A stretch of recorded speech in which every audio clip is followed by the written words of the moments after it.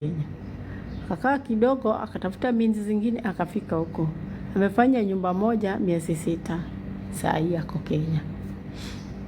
Muombe sana hiyo law isiwaroketi. Huku kutakange mtu mwenye unakuja na haraka za kwako. Kuja ukinjua unakuja kufanya kazi. Unasema God in each and every situation intervene. Kaa nami.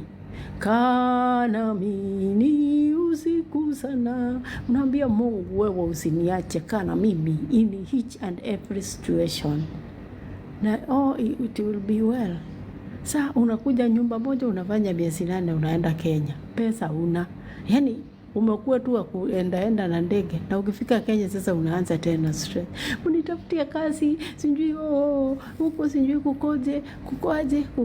Kenya ni kumoto. Na sisemi msiende, enda kama umejipanga. Na ukifika mahali Kenya unasema ujisikii kuingia.